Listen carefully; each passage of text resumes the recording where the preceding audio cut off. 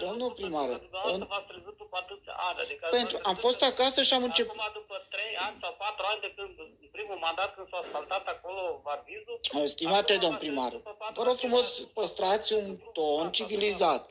Că pe urmă, nu, ați făcut, mi-ați ridicat nivelul ăsta și am fundație de 10 cm. Am vrut să merg să-mi renovez și când am văzut tigrație până la 1,5 m, de o dracu de treabă. Să ne înțelegem, lucrările alea făcute de 5 da, ani de zile. Și e vina mea că... Acum este sensizat. Eu nu am fost...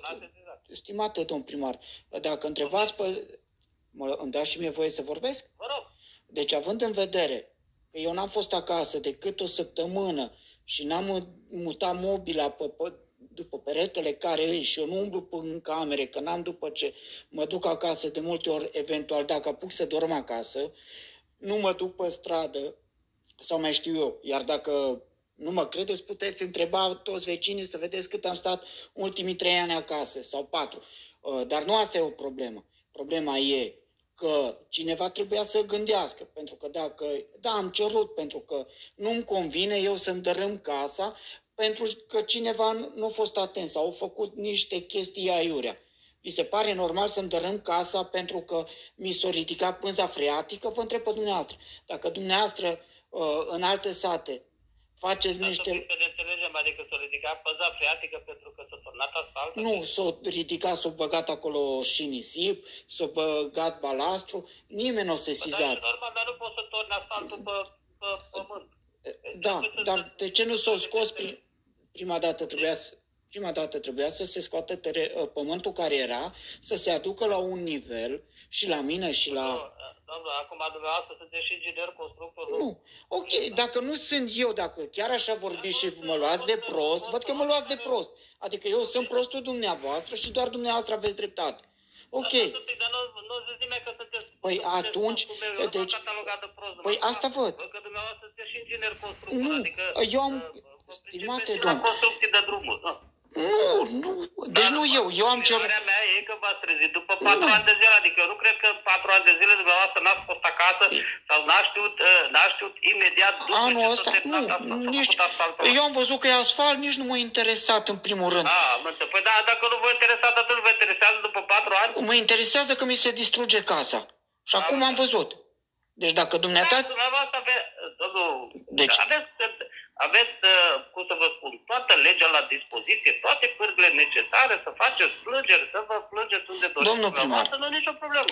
Ok, dacă așa stă, eu am întrebat pentru că mi se strică casa. Dacă dumneata crezi că e ok lucrarea făcută, dacă e, atunci e ok din punctul meu de vedere. Atâta timp cât lucrarea a fost recepționată de o echipă de o comisie de recepție, eu nu văd de ce n-ar fi ok. Adică... Ok, pentru că și atunci mie că mi se... Deci eu nu cred că dumneata să strică casa din cauza că s-a asfaltat. Dar din ce spuneți-mi adică dumneavoastră... până când nu s-a asfaltat, a fost problemă că nu s-a asfaltat. Nu, eu n-am spus așa ceva. Problemă că s-a asfaltat. Nu, domnul primar. Când vă convine, Domnul primar, eu n-am zis asta. Eu am zis, dacă tot se face, s-a făcut, trebuia luat un inginer care e în construcție. Eu am fost și am adus un inginer. Ascultați-mă, deci acum dumneavoastră, după ce o să termina la 4-5 ani lucrare, veniți să spuneți chestii, dar se pare rău. Bun, ok, dacă dumneavoastră așa vorbiți. Aveți dreptul să am înțeles că dumneavoastră de la USR sunteți de ăștia care vreți să porniți. Poftim? Porniți, nu e o problemă. Domnul primar, cum ei mă acuză că sunt de partea dumneavoastră, așa mă acuzat și dumneavoastră că sunt de partea lor. În primul rând, nu fac parte din niciun partid politic, n-am nicio apartenență politică. Ultima dată când am umblat pentru semnături a fost pentru dumneavoastră și de atunci nu mă interesează nicio culoare politică. Dacă dumneavoastră înțelegeți că eu fac parte din USR sau că eu aș simpatiza partidul respectiv, la fel am fost sunat de...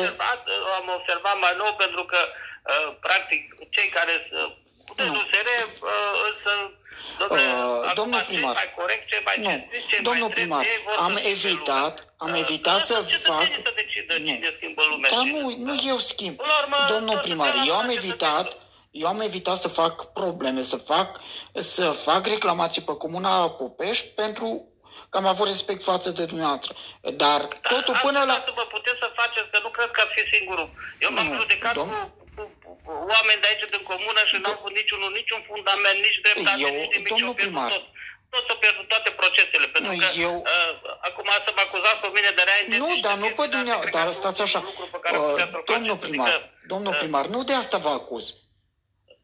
Pentru că nu e numai vina dumneavoastră. Când ați făcut acel proiect de asfaltare a străzii, cineva trebuia să vă spună, bă, vedeți că acolo se ridică strada și îi rămâne fundație 5 cm la un capăt sau 7 cm cât am. Am măsurat acum. Am vrut să vă scriu anul trecut. Nu e nicio problemă, domnule.